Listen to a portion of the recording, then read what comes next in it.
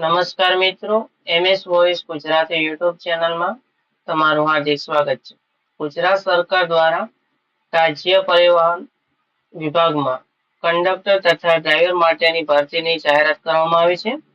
જેમાં તમે કંડક્ટર માટે અરજી કેવી રીતે કરી શકશો તેને લગતી બધી જ માહિતી તમને આ વિડીયોમાં જણાવવામાં આવશે. જો તમે હજુ સુધી ચેનલને સબસ્ક્રાઇબ નથી કરી તો ચેનલને સબસ્ક્રાઇબ કરી લેજો. ભરવા માટે સૌપ્રથમ તમારે ગૂગલમાં જવાનું છે ને ત્યાં તમારે ઓજસ લખવાનું રહેશે. ત્યારબાદ તમારે અહીંયા પર ક્લિક કરવાની છે. એટલે આ પ્રકારની વિન્ડો ઓપન થશે, જેમાં તમારે ઓનલાઈન એપ્લિકેશન પર ક્લિક કરવાનું છે. ત્યાં એક એપ્લાય નું ઓપ્શન છે, તેના પર ફરીવાર ક્લિક કરવાનું છે. ત્યારબાદ અહીંયાથી આપણે એડવર્ટાઇઝમેન્ટ સિલેક્ટ કરવાની છે, જ્યાં આપણે ગુજરાત રાજ્ય માર્ગ પરિવહન નિગમ સિલેક્ટ કરીશું. ત્યાં તમને બે ઓપ્શન જોવા મળશે, ડ્રાઈવર અને કંડક્ટર. આપણે બીજા નંબરમાં કંડક્ટર ઉપર અહીંયા એપ્લાય પર ક્લિક કરવાનું છે. ત્યારબાદ અહીંયા ફરીવાર એપ્લાય નાઉ પર ક્લિક કરવાનું છે. ત્યારબાદ તમે બે રીતે તમારું ફોર્મ ભરી શકશો. એક તો ઓજાસમાં જો તમે પહેલેથી રજીસ્ટ્રેશન કરેલ હશે તો અહીંયા પર તમારો ઓજાસનો રજીસ્ટ્રેશન નંબર તમારે લખવાનો છે. ત્યારબાદ તમારી જન્મ તારીખ લખવાની છે અને તમારે એપ્લાય વિથ OTR પર ક્લિક કરવાનું રહેશે. જો તમે ઓજાસમાં રજીસ્ટ્રેશન નથી કરેલ તો તમારે અહીંયા સ્કીપના ઓપ્શન પર ક્લિક કરવાનું છે. ત્યારબાદ તમારી સમક્ષ આવી રીતે ફોર્મ ઓપન થઈ જશે, જેમાં સૌપ્રથમ તો તમારે સરનેમમાં તમારી અટક લખી દેવાની છે.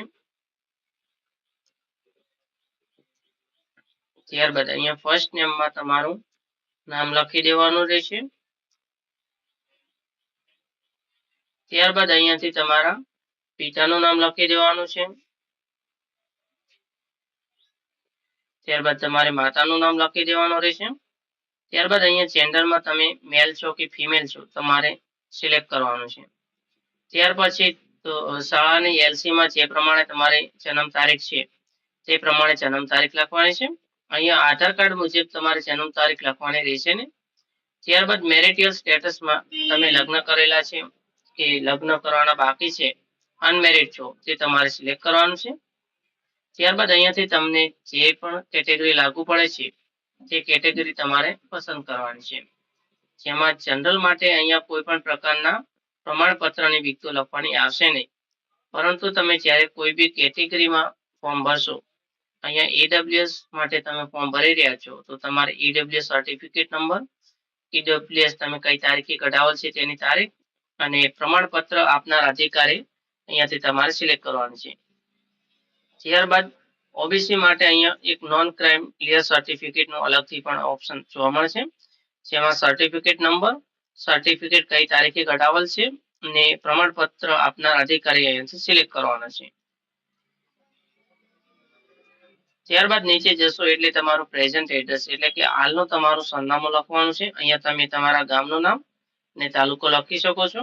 ત્યારબાદ નીચે જશો એટલે તમારે તમારો જિલ્લો પસંદ કરવાનો આવે છે. ત્યારબાદ અહીંયાથી તમારો જે પણ તાલુકો છે તે તાલુકો તમારે સિલેક્ટ કરવાનો છે. ત્યારબાદ તમારા પોસ્ટનો જે પણ પિનકોડ નંબર હશે તે પિનકોડ નંબર લખી દેવાનો છે.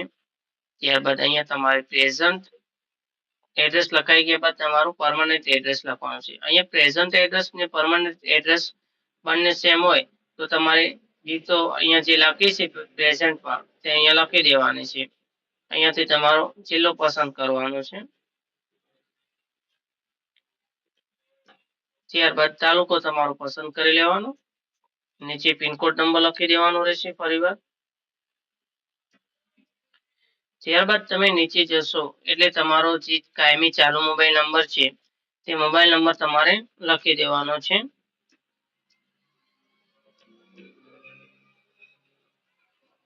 ત્યારબાદ તમારે ફરીવાર નીચે તમારો મોબાઈલ નંબર ફરીથી લખવાનો છે.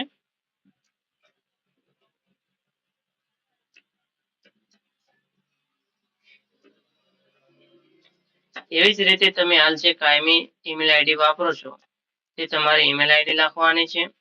ત્યારબાદ ઈમેલ આઈડી તમારે ફરીવાર લખવાની રહેશે. ત્યારબાદ નીચે જશો એટલે તમને તમારી પાસે જો સ્પોર્ટ્સનું સર્ટિફિકેટ હોય તો તમારે યસ પર ક્લિક કરવાનું છે. કયા રમત સાથે તમે સંકળાયેલા હતા રમતનું સ્તર કેટલું હતું, કયા વર્ષમાં ભાગ લીધો હતો, ને પ્રમાણપત્ર કયા અધિકારી દ્વારા આપવામાં આવ્યું છે તેની તમારે વિગત લખવાની છે. ત્યારબાદ જો કોઈ અપંગતા ધરાવતા વ્યક્તિ ફોર્મ ભરી રહ્યા છે તેઓએ અહીંયા યસ પર ક્લિક કરવાનું છે. અહીંયા તેમણે પોતાની અપંગતાની માહિતી લખવાની રહેશે. ત્યારબાદ નીચે જશો એટલે તમારે અહીંયા નોંધ રાખવાનું છે. ત્યારબાદ કોમ્પ્યુટરની નોલેજમાં ઓલરેડી યસ લખેલ આવશે, તેમાં તમે કોઈ પણ પ્રકારનો સુધારો કરી શકશો નહીં. ત્યારબાદ જો કોઈ વિધવા બહેન ફોર્મ ભરી રહ્યા છે તો તેમને અહીંયા યસ કરવાનું છે અને તેમના વિધવા પ્રમાણપત્રની વિગતો લખવાની આવશે. ત્યારબાદ જો કોઈ એક્સ સર્વિસમેન હોય તો તેઓ યસ પર ક્લિક કરીને પોતાની વિગત લખી શકશે. ત્યારબાદ જો તમે કોઈ સરકારી કે બીજા કોઈ અન્ય બોર્ડમાં તમે સરકારી નોકરી કરો છો તો તમારે યસ પર ક્લિક કરવાનું છે. સંસ્થાનું નામ લખવાનું છે ને તમારી નિમણૂક તારીખ લખવાની રહેશે. ત્યારબાદ નીચે તમારી સામે આઈપીસી હેઠળ કોઈ ગુનો નોંધાયેલ છે કે નથી તેની તમારે વિગતમાં તમારે નો લખવાનું રહેશે. ત્યારબાદ ગુજરાત રાજ્ય વાહન નિગમ દ્વારા સરકારી કે અર્ધ સરકારી સંસ્થા કે અન્ય બોર્ડમાંથી તમને બરતરફ કરેલ છે કે નહીં તેમાં તમારે નો કરવાનું છે. ત્યારબાદ અહીંયા તમારે જેટલા પણ બોક્સ આપેલ છે તે તમામ બોક્સ પર તમારે ક્લિક કરી દેવાનું છે.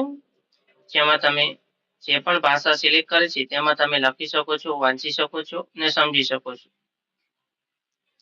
ત્યારબાદ તમારે શૈક્ષણિક લાયકાતની વિગતો લખવાની આવશે, જેમાં તમારે એચએસસી અને એસએસસી ઇક્વિવેલન્ટ સર્ટિફિકેટ છે. અહીંયા જેમણે ધોરણ 12 પાસ કરેલ છે તેઓ એસએસસી સિલેક્ટ કરવાનું છે અને જેમણે આઈટીઆઈ દ્વારા 2 વર્ષનું આઈટીઆઈ પછી ઇક્વિવેલન્ટ સમાનતા સર્ટિફિકેટ મેળવેલ હોય તેઓ એચએસસી ઇક્વિવેલન્ટ સર્ટિ પર ક્લિક કરવાનું છે. ત્યારબાદ ધોરણ 12 માં તમને જેટલા પણ ટકા મળ્યા છે તે ટકાવારી તમારે લખવાની છે. અહીંયા ક્લાસમાં ફર્સ્ટ સેકન્ડ જે તમારે લાગુ પડે છે તે તમારે લખી દેવાનું છે. ત્યારબાદ અહીંયાથી તમારે બોર્ડનું નામ લખવાનું આવે છે ને જો આઈટીઆઈ દ્વારા તમે પાસ કરેલ હશે તો તમારે એનસીવીટી આવશે. ત્યારબાદ અહીંયા તમારે પાસિંગ વર્ષ લખી દેવાનું છે. અહીંયા તમે કેટલા ટ્રાયલમાં ધોરણ 12 પાસ કરેલ છે તે ટ્રાયલની સંખ્યા લખવાની છે ને તમે લાસ્ટ ટ્રાયલનો સીટ નંબર લખવાનો છે.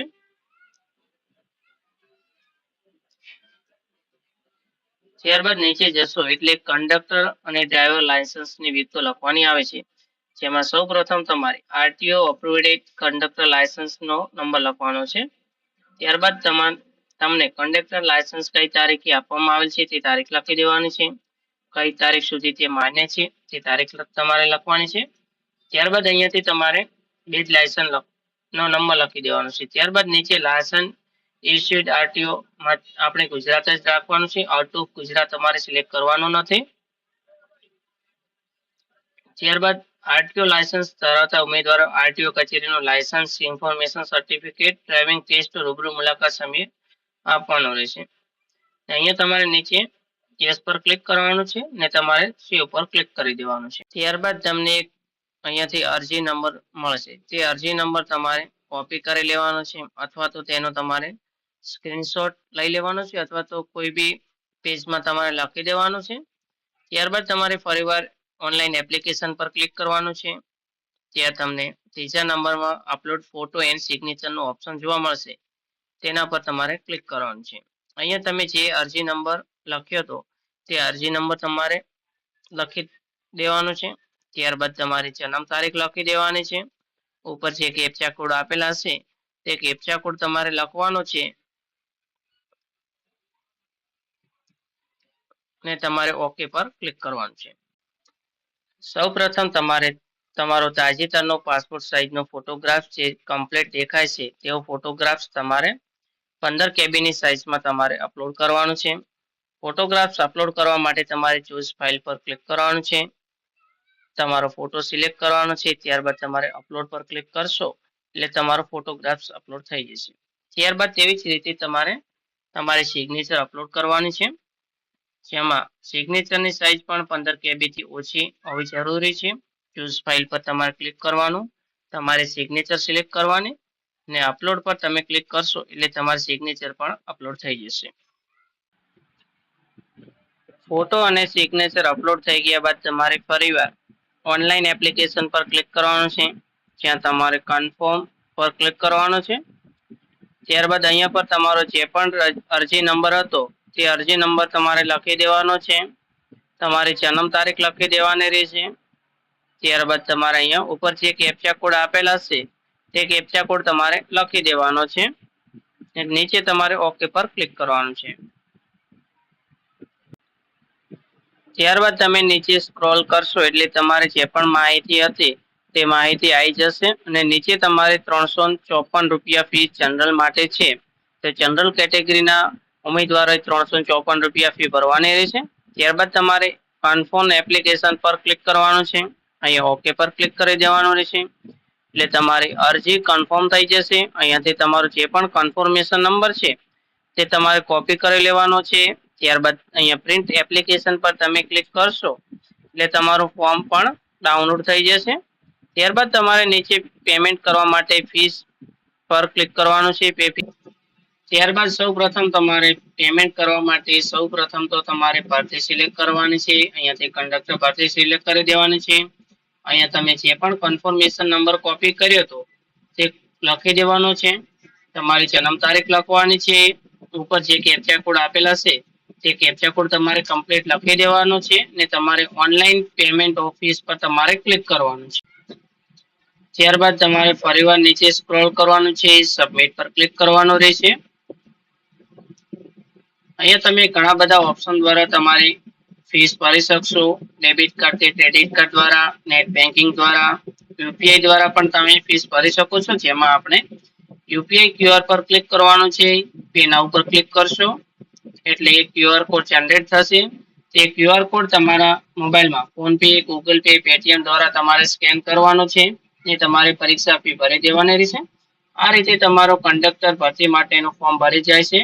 જો આપેલ માહિતી તમને ઉપયોગી થઈ હોય તો વિડીયોને લાઈક કરજો, ચેનલને સબસ્ક્રાઇબ કરજો, કોમેન્ટમાં તમારો અભિપ્રાય જણાવજો અને બીજા પણ ઉમેદવારોને ફોર્મ માટેનો આ વિડીયો શેર કરવાનું ભૂલતા નહીં. આભાર.